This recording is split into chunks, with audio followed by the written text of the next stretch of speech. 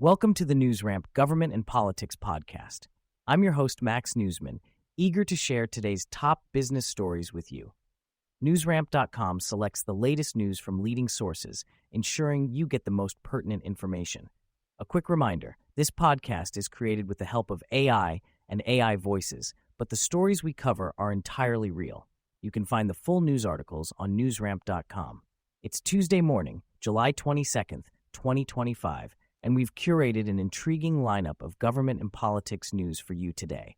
So whether you're in transit, at the gym, or at home, join us as we begin.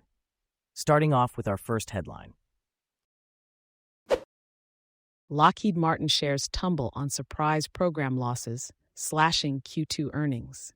Lockheed Martin Corp shares plummeted 7.2% in pre-market trading after announcing over $1.6 billion in program-related charges, leading to a significant drop in second quarter earnings. Revenue fell short of expectations at $18.2 billion, with net earnings decreasing to $342 million, or $1.46 per share.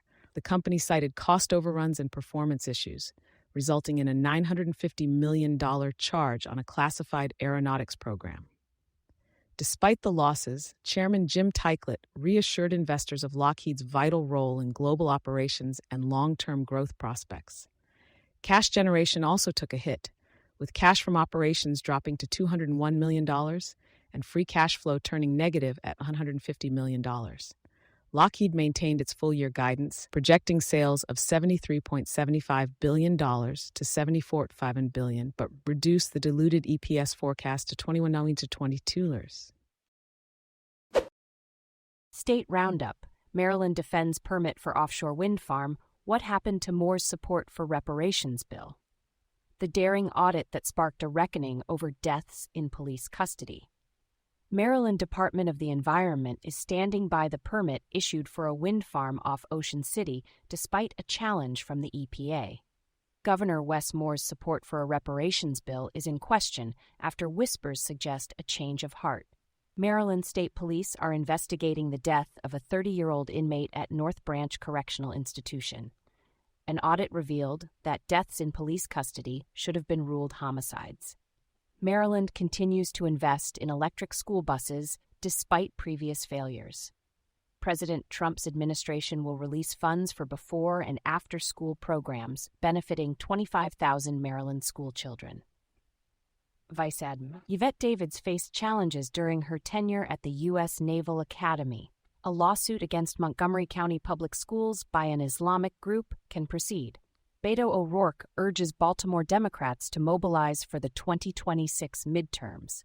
Resistance rooted in fear and prejudice hinders efforts to expand drug treatment services in West Baltimore. FBI agent Eduardo Valdivia of Gaithersburg was found guilty of sex offenses after posing as a tattoo artist to lure young women. Trump administration policies pose threats to Maryland's ambitious climate efforts. The Trump administration's policies are posing threats to Maryland's ambitious climate efforts. Federal funding cuts are impacting flood prevention in communities like Crisfield and research institutions across the state. President Trump's efforts to repeal state laws addressing climate change are replacing federal incentives for clean energy sources. Federal environmental agencies, including many in Maryland, are facing layoffs. This shift in federal climate policy is hindering Maryland's environmental and climate initiatives, potentially setting them back years. State officials are grappling with budget deficits and worsening weather patterns, like the Chesapeake Bay's health downgrade. The federal government's abandonment of support is forcing the state to find new ways to cover spending on climate projects, leading to increased fees and reduced grants. The Maryland-based Choose Clean Water Coalition warns that funding cuts could have a major impact on the state's climate restoration efforts. Trump's recent One Big Beautiful Bill Act removes incentives for clean energy and could challenge Maryland's Climate Solutions Now Act of 2022. The state's energy landscape and local control could be dramatically affected by federal executive orders targeting clean energy programs and wind energy projects. Federal and state agencies have not only lost funding, but also personnel, impacting Maryland's ability to carry out environmental work. The UMD Center for Environmental Science has implemented a hiring freeze due to federal cuts, while the EPA announced a significant reduction in force. Maryland is home to a large number of federal workers, including scientists and researchers, who play a crucial role in overseeing and funding the state's environmental projects. As Maryland navigates these challenges, state officials are making strategic decisions amidst rapidly evolving events. Q&A with Geori Seldine, Executive Director of Florida's Children First.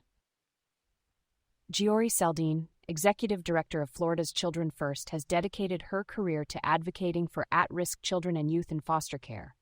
Recently, Florida passed the Young Adult Housing Support Law, providing housing assistance to youth aging out of foster care and facing homelessness.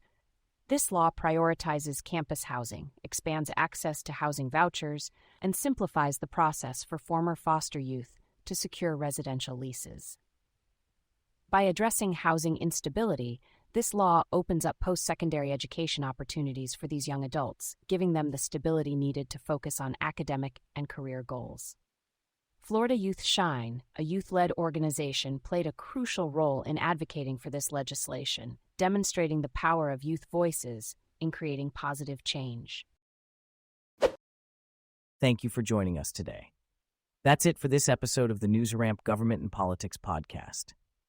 As a reminder, NewsRamp curates news from leading newswires like Newsworthy.ai, 24/7pressrelease.com, NewsDirect.com, and BlockchainWire.io.